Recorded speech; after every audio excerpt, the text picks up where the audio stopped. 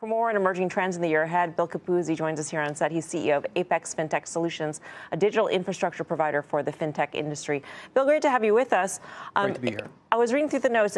What's interesting is how active individuals are, like so quickly.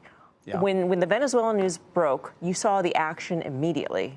Immediately, not just the active session on Monday, the overnight, right? So coming into Monday, there's now you can trade stocks, equities starting Sunday night.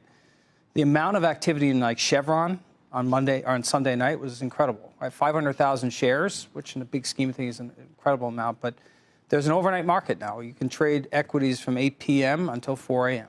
Mm-hmm. Right? And so that activity started on that Sunday night, last Sunday night. What is your sense as to the overlap between the people who trade in the prediction markets and the people who actively trade in equities? And I'm wondering this because, in some of the prediction markets, there were heavy odds that Maduro would be ousted before it actually happened. I'm just wondering if these are the same people. Yeah, there's a correlation for sure. Mm-hmm. I mean, the speculative, most of the prediction markets today, we big supporters of Kalshi. Most of what's happening inside of the the prediction markets are in and around speculative trading. Same held on the equity side. So those two things are definitely correlated. And what we're watching is people are using information out of the prediction markets to make decisions in terms of equities. So, Bill, I've never seen a product gain as much steam so quickly as prediction markets. Crazy. And you just said, Kalshi was obviously very early in that, and they're doing partnerships all over the place. But one of the things is CNBC. Yeah, including CNBC. And for me, and I've traded options. Your parent company is a massive options trading company, market making company. When will market makers come into the prediction markets? Because that's something I think will bring it sort of mainstream in a way when you have the sort of liquidity that market makers can provide. I mean, they're there today, right? So, for sure there's a lot of activity. When you think about prediction markets, rewind the tape to 2024, there was roughly 100 million per month traded notionally. Today, if we rewind to December, it was $13 billion notional traded. So there's a lot of activity. They are in pockets, though. Kalshi is one. There's obviously poly markets, right? Robinhood's doing its thing. There's not one central limit order book. Each one is doing their own thing.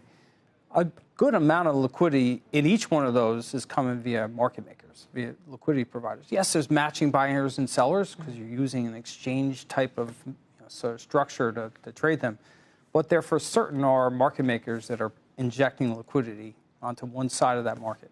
Growth and sophistication of the retail trader is epic, and 1 billion options contracts traded at Apex last year.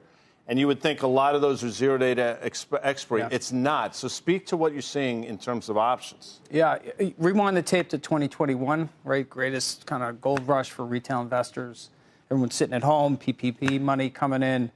Most of what happened, people were buying calls, buying puts, right? Speculative trading of options in 2021. Fast forward to 2025, pretty amazing to watch. It's much more about how to hedge a portfolio, right? About how to generate yield, right? Premiums, and much less about the speculative. I'm not saying it's not there, right? So we look at our, over the course of 2025, you mentioned 1 billion trades that we cleared. 40% of it was 0DT. So there's certainly quite a bit still of speculative trading in and around options.